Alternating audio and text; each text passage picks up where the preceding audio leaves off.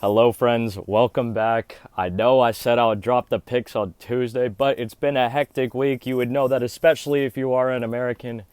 Granted, that has nothing to do with why I didn't post, just slacked a little bit, but I did actually make the picks early, and I'm pretty hyped about this card. I think we're in for a treat. I think we're in for a lot of finishes. A nice little UFC fight night. Let me see, is this at the Apex? It is. So this will be UFC Vegas 100?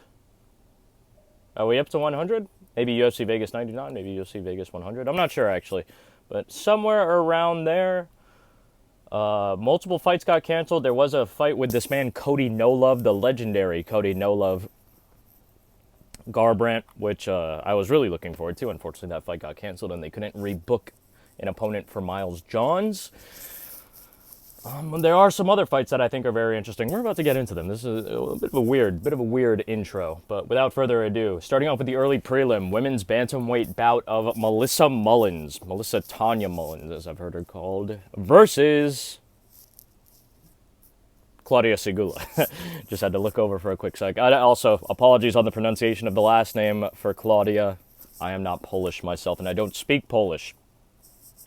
So take that as you will. Klaudia Syguła, and guess what? I'm going with Klaudia Syguła to make a little breakthrough performance. Straight up make a name for herself with one not good opponent, a mid-level opponent in Melissa Mullins. After Melissa Mullins got dog-walked by Nora Cornell, she will never be picked on this channel again. Never, ever. No matter what. Now, there was a lot of shit. Melissa Tanya Mullins, and I don't... Again, it's going to sound like I'm just piling on her straight up off rip. There was something going on in the personal life of Melissa Mullins. Actually, I think she might have been going by Melissa Dixon at that time. And I think that really influenced her fight. She looked like dog shit, looked sloppy, looked slow. None of that stuff. I don't give a fuck. I really don't. I'm tired of it. I'm tired, boss. I was tired watching Nora Cornell get a fucking finish over you. Get TKO finish over you.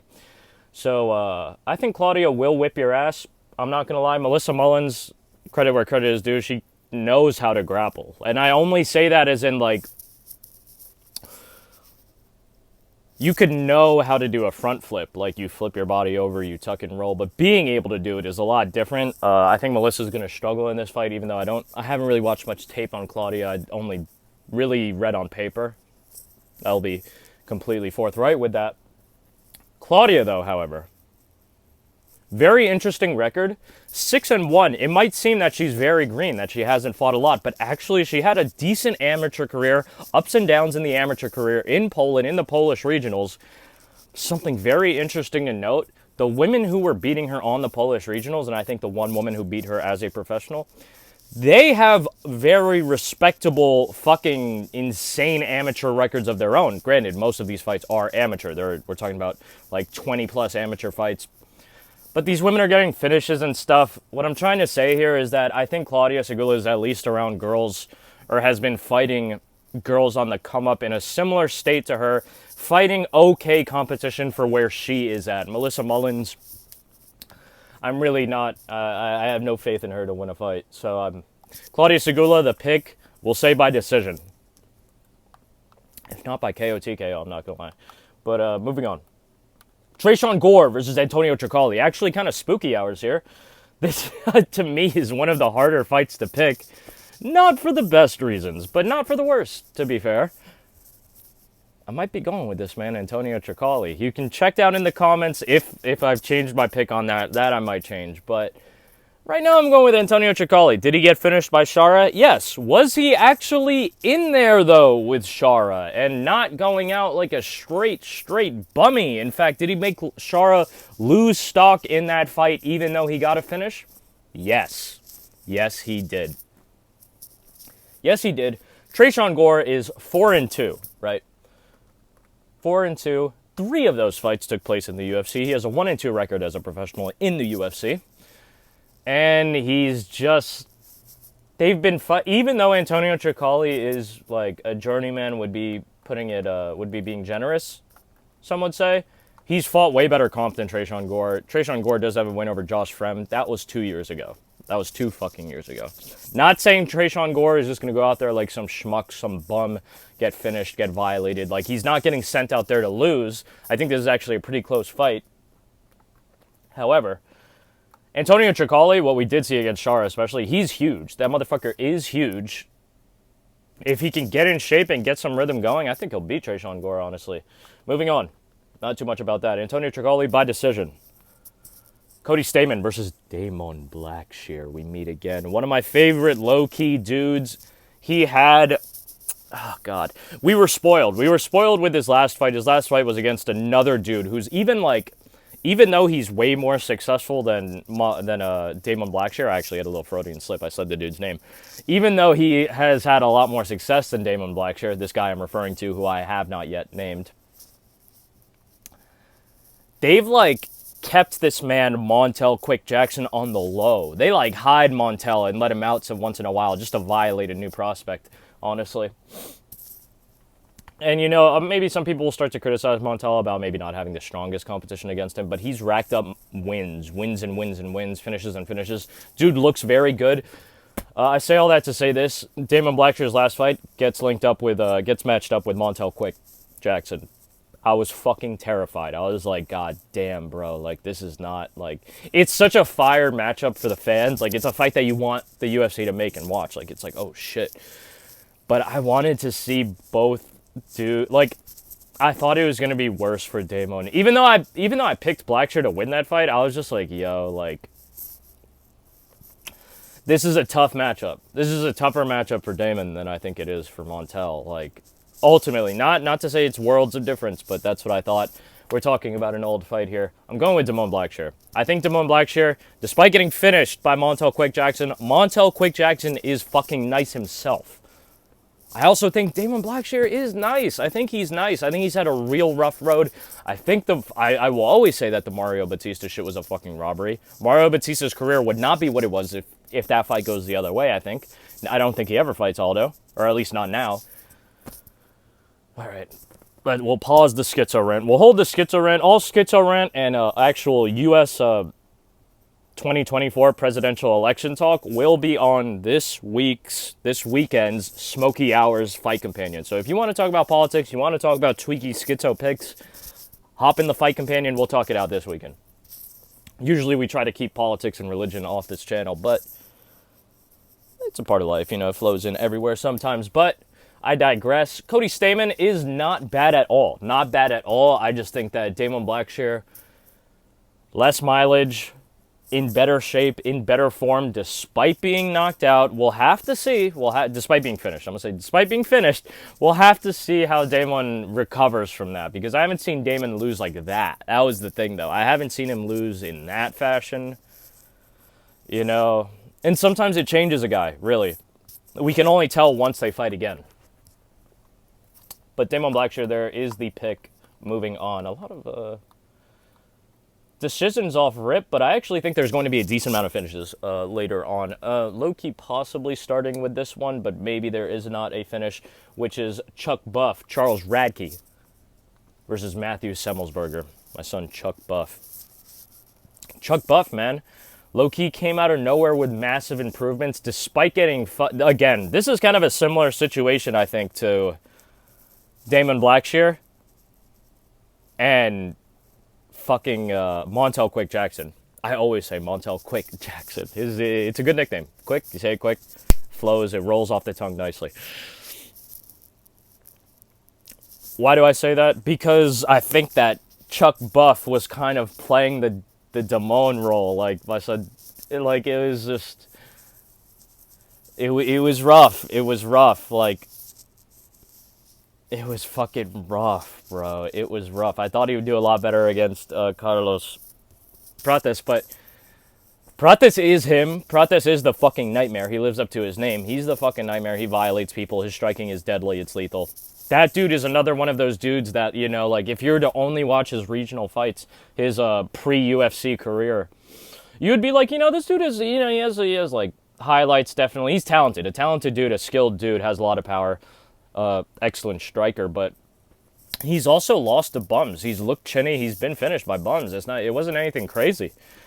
But once the dude got in the UFC, he just took off. Maybe the UFC is the world's worst fighting promotion just in terms of skill, objectively. We don't know. Charles Radtke versus Matthew Semelsberger, though. Back to business. I'm going with Chuck Buff. I am going with Chuck Buff here. Matthew Semelsberger has let me down brutally multiple times. I think he's on a bad skin. I think he's on his way out, TBH. Not old in any meaning of the word. Man's just shy of 32 years old is Matthew Semelsberger. Chuck Buff actually a little bit older than him, but recent form, recent eye test, I'm going with Chuck Buff. Going with Chuck Buff by decision again, or I could see a later round KO TKO. This is one that I think is brutal. This is a bit of a mismatch. Elizeu Zaleski dos Santos versus Zach Scroggin. Now, something also to note, actually, going back to Melissa Mullins versus Syguła. Klaudia Syguła kind of accepted this fight as a replacement. Melissa Mullins was supposed to fight someone else. I forget who off the top of my head, but she was waiting for a fight. In a similar fashion, Zaleski dos Santos, Elizeu, he was also waiting for a fight. And this Zaleski dos Santos is one of those dudes that you might actually, if you sleep on him at all, he might finish you in emphatic fashion. Emphatic fucking fashion. We're talking about him fucking spinning wheel kick Sean Strickland. We're talking about getting caught by spinning shit, getting knocked the fuck out brutally. Like, actually surprised, really. Because he's nice. And Zach Scroggin, you know, he's 7-0. He's trained by Trey Ogden, who is not a fucking bum, and I think he actually is a pretty good coach because some of his other fighters and the stuff that he's been talking about with coaching and how it's kind of put a new aspect. I digress again. Whole bunch of yapping. We're talking about Zach Scroggin here. Objectively, what do I have to bring up with Zach Scroggin? He has a basically padded record at 7-0. Professional 7-0 record. He's been fighting dudes who are 40 plus. He's been fighting dudes who haven't fought. It's real rough. You have to get experience. You know, you have to get experience. I'm not saying you have to fucking instantly be fighting in Bellator against dudes who have like at least 10 fights under their belt. No. But I think this is a complete mismatch.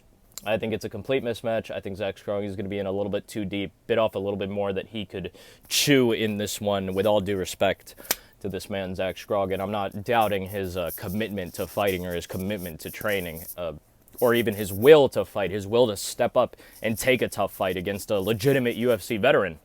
I respect that, but I don't think it's going to work out. I don't think it's going to go the way that you think it's going to go, Zach. So we move on to spooky hours again. And I think God, I'm saying round 2 KO TKO for Dos Santos. Dos Santos versus Zach Scroggin. Moving on. Another men's bantamweight bout. This is painful, man. We got Cortavious. What's this guy's name? Cortavious Romious. I hope that's how you pronounce your name, brother. Versus my Peruvian brother, Gaston Bolaños. Man, Gaston, brother. How the mighty have fallen. Even though he was never too mighty, there was, you know, some viral moments, a little bit of hype, a little bit of whispering his name in the corners of the MMA world type shit. At one point. When he got to the UFC, that pretty much... Actually, no. When he got to Bellator, that pretty much died because dudes were finishing him and fucking him up, even though he would occasionally finish and fuck people up, too. Had a decent first fight in the UFC against Aaron Phillips, I want to say. And then I kind of knew it was going to be a wrap when he got matched up against this man, fucking Marcus Maniac McGee, who is a real demon. I've been watching that dude since he debuted. That dude has been bugging the fuck out. He looks crazy. And he fights crazy too, but a low key, not straight up soft spoken, but a more quiet tone dude. I actually really fuck with Marcus McGee. It kind of makes it sound like I don't. But I picked Marcus McGee. I had to switch on Gaston Bolaños. That was my initial pick. Switched up to Marcus McGee. Marcus McGee kind of brutalized Gaston. It is what it is, man. And because of that, right, I see that the UFC isn't trying to just throw Gaston away. They're not just trying to turn him into like a little highlight reel for other people. Despite what you may think by seeing this matchup, Cortavious Romious, who seems to be predominantly a grappler, a jiu-jitsu specialist, in fact, more so than a striker. This is an El Clasico matchup, grappler versus striker. Gaston's the striker. Gaston's striking is worlds apart from fucking Romious's. But when Gaston gets finished, he usually gets tapped. That's the thing. People usually tap him the fuck out. They put him out. Or, in the worst case scenario, people crack the motherfucking shit out of him, and then they tap him out. So, it's real rough. I think that there's a big chance that Gaston is able to kind of turn his career around here and maybe pick up a finish, a KO TKO finish on the feet early on against this dude. But when I think about who has more chances to win, who is more likely going to win,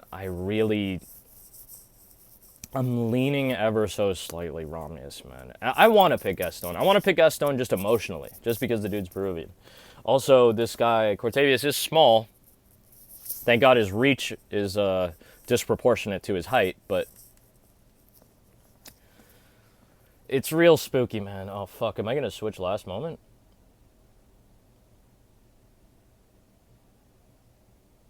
Oh, God. Let's take one last look. Let's take one last look at Cortavious Romious' record, because we got to see early heads who he's fought. Yes, man had a decent amount of, why is this word escaping me? I'm reading it right in front of me. Amateur bouts. Even against David Onama. Interesting. Kevin Henry, no one that we really know, except for Ramon Taveras. And they wanted Ramon Taveras to get into the UFC with that, so that's kind of interesting. Michael Imperido actually sounds familiar, though. And won by unanimous decision. Interesting. Here's the thing, though. This dude, Cortavious, also been fighting bums and cans, so actually, fuck it. I'm going to switch up. We're going to go emotional, actually. I love the dude's nickname, Are You Not Entertained? But we are going to go with Gaston Bolaños. Fuck Cortavious. Not fuck him, but fuck his pick. Ah, God, he looks like he's insane shape, possibly off the roids. Man has like a 16-pack, but maybe it's just genetics. Gaston, bro. Like, there's just like, Gaston has already proved that he is beatable. He's very beatable. He's very fucking beatable. Not to say that Cortavious is undefeated. He's 9-2. Man, he got finished by Ramon Taveras on the Contender Series, but I think oh, God, fuck. I'm switching back. We're going back to Cortavious. Again, this is kind of like schizo reasoning, schizo deep conspiratorial UFC reasoning, but when you see guys getting multiple chances on the Contender Series, the UFC, I think, sees something in them, and they want them to win. I think they want Cortavious to win this one, but they, as in the UFC, will be very content with Gaston getting a highlight reel knockout and finishing that fight. Moving on. Cortavious the pick there. By round 2 submission. That's what pops in my head. I have to say that. I have to. I actually see a lot of round 2 finishes. I don't know why round 2, but I see a lot of round 2 finishes in this card specifically, in this event specifically. Moving on. Karolina Kowalkiewicz versus Denise Gomes, a.k.a. D. One of the most overrated fighters in the UFC, I think. Because she came out looking crazy when she first broke out onto the UFC scene.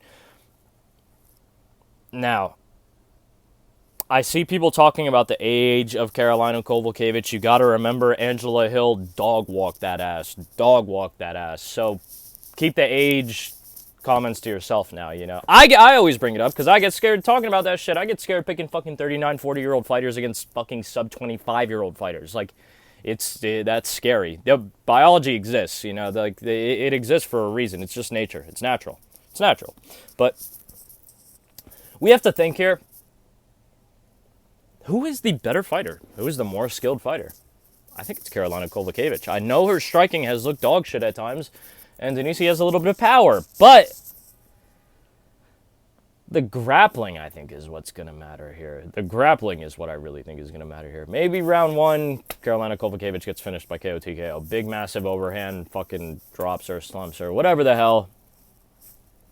It wouldn't be impossible, and it wouldn't be the first time that we see Denise Gomes come out as a fucking straight-up dud, though.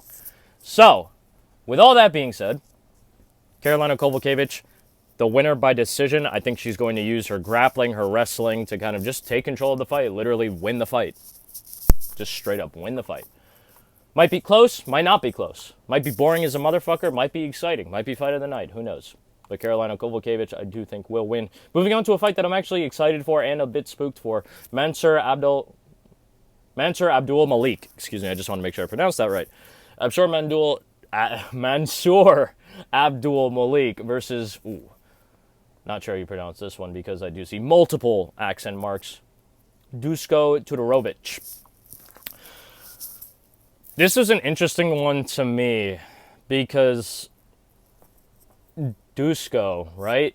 Despite being a big underdog listed in this fight, despite losing some fights, I think he's fought unbelievable. He has way more experience, fought way better dudes than Mansur has. Straight up. It's worlds apart. It's worlds apart. Mansur does not have the mileage that Duško has, both positive and negative in that aspect, in that manner. But I want to pick Duško, man. Something just tells me that Duško is going to be able to UFC vet his way through that one. What do I mean by that? You probably know what I mean by that. It's when a dude has at least a couple fights in the UFC, maybe even picks up a win or two. And because I think Duško does have a win. He's 3-4 in the UFC, which isn't the worst, actually. It's not the worst. It's not good, but it's not the worst. He has more fights. To put it in perspective, Duško has more fights in the UFC than Mansur has in general. Than Mansur has as a professional. Excuse me. Am I about to switch back up?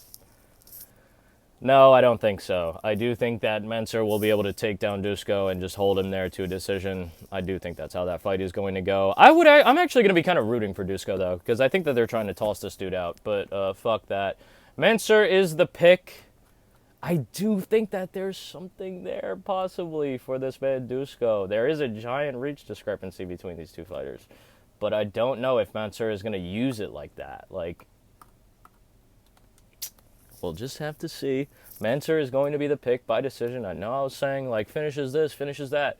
We're getting into them now, okay? We're getting into them. We are getting into them. Well, I've already said some finishes. They've all been round 2 finishes except for... Actually, no, they all have, I'm pretty sure. Anyways, moving on, I digress. Luana Pinheiro versus Gillian Robertson, the Savage... Is it Gillian or Jillian?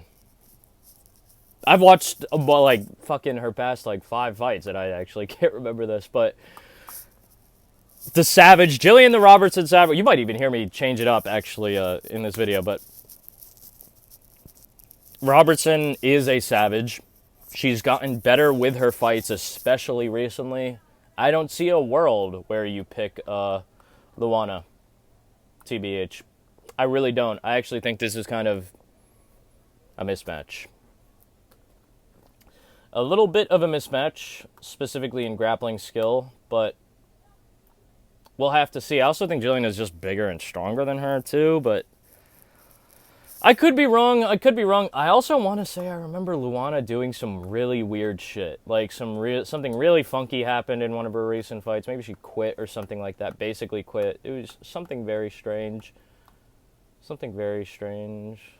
No, actually, I might be misremembering that. I might be confusing her with someone else, but she has been getting finished. Whoa. She has been getting finished, though. What the fuck? Okay, let's get out of here. Angela Hill is nice. Angela Hill, shout out to Evolution Muay Thai. I will always give that shout out. You know, it's actually how I found out about Angela Hill specifically, but was training at the gym. However, I digress. I'm going with Gillian Robertson. I think that she'll smoke Luana Pinheiro. I'm also going to say by round 2, submission.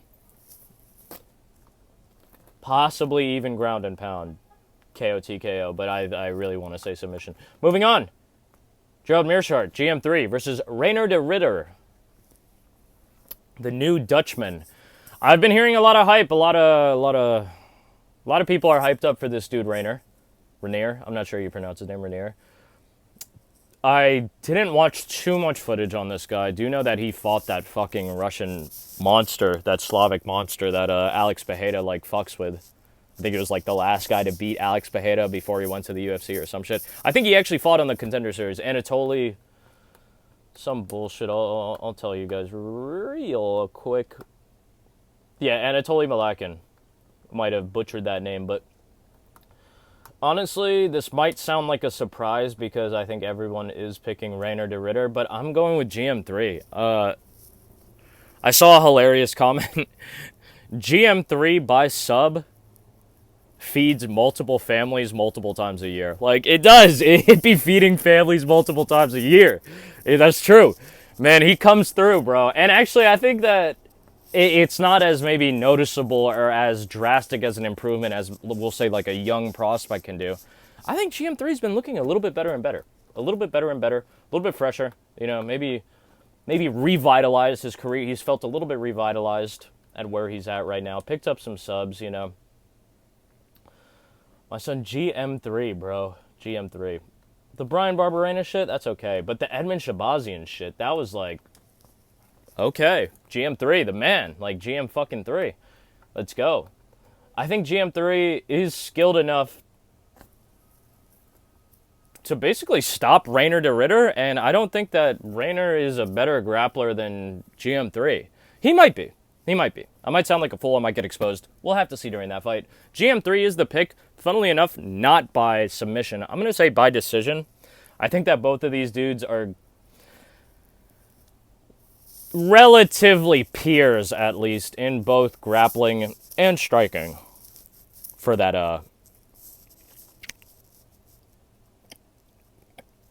yeah, I think they're relatively peers in both grappling and striking. Therefore, I don't think that either one of them is going to find a finish particularly easily. It's not to say it's impossible, but I don't think so. I don't think there will be a finish in that one. I think GM3 will take that one by decision. GM3, the powerful GM3. But everything that I've heard about de Ridder is that he's apparently a really good addition to the UFC, so we'll have to see. We will have to see. I mean, they gave him the featured fight. Debuting on your featured fight and you're not stepping up on late notice, that's pretty insane. But the dude, like, you can see it in his Tapology pick. I think he was a double champion in one. You know, he's not a scrub by any means. Ricky Turcios versus Bernardo Sopai. Pretty Ricky Turcios. Did he actually change his nickname? I thought his nickname was Pretty Ricky. But anyways, I'm going with Bernardo Sopai. I believe it was pronounced Sopai. Now, a lot of you may remember. I also do partially remember. Sopai is the dude that got fucking absolutely brutally, like, thumbs in eye socket, skull fucked by this guy, Vicious Vinicius Oliveira. What many of you may not remember is that for 90% of that fight, Bernardo Sopai was low-key, like, beating his ass, kind of. At least winning. We'll say winning. We won't say beating his ass. He was winning until he literally death-gassed. He straight-up death-gassed.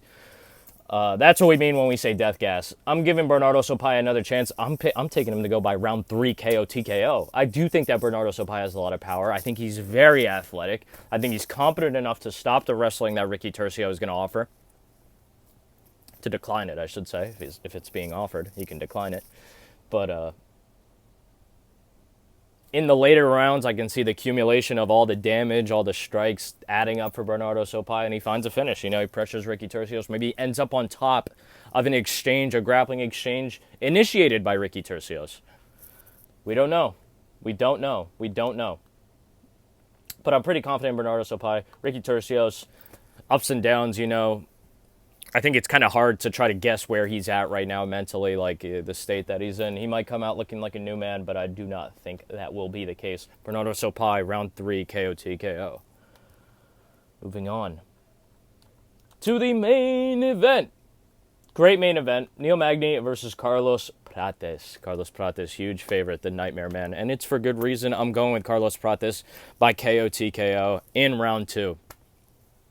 I do think that Neil's kind of range work, his striking technique, and his striking defense, you know, his fight style will keep him from getting trapped, stalked, and finished within one round. I do think that will happen. You know, we're talking about fucking Carlos Prates like he's some kind of monster here, which he is, though. That's the thing. He is, though.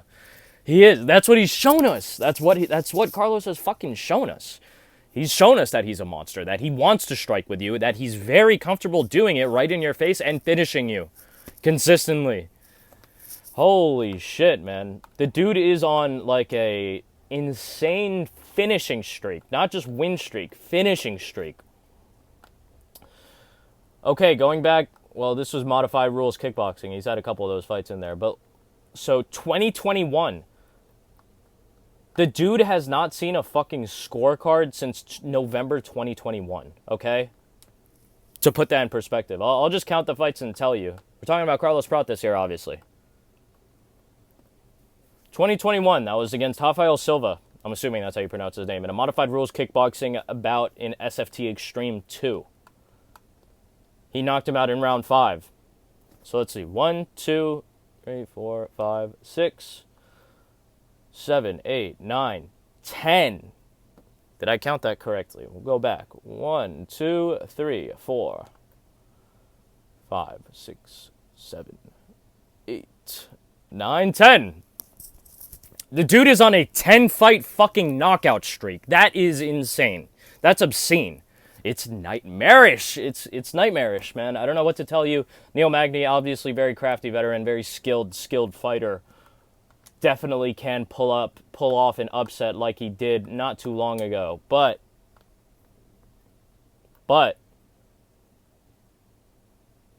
I also thought that Michael Morales was going to smoke him.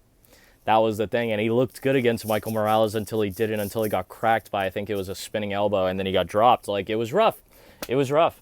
I could see Carlos Prates finishing Neil Magny in a similar fashion. Not maybe a spinning technique, but like, you know, it's slow, not a lot of action, just heavy shots coming in, and then it's one big shot, and it's over. I could see that happening, man. And Carlos Prates, you can see it. He's having fun in there, bro. He's having fun in there. He likes knocking people out. Like, you should be scared. You should be very scared, man. You should be very scared. Carlos Prates, the pick, round 2, KO, TKO. That's pretty much it. Special message to all of my fellow Americans. Hold your loved ones close. Pray for peace on earth and goodwill towards all mankind. Seriously. That's not a positive or that's a positive message. It's not like to say like, oh God, the world's ending. Nothing like that. But I've ended videos like that before. Peace on earth, goodwill to all mankind. Trying to think if there's any other announcements. Obviously, spooky hours coming very soon. Very, very soon.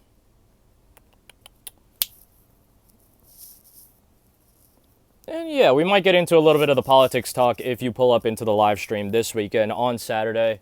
I will tell you, UFC Fight Night. These fights are probably going to start around 4 p.m. my time, Eastern time in New York City.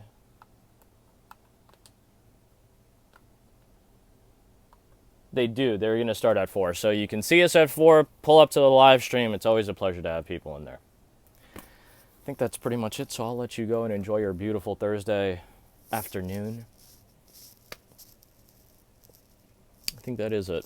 Thank you for watching.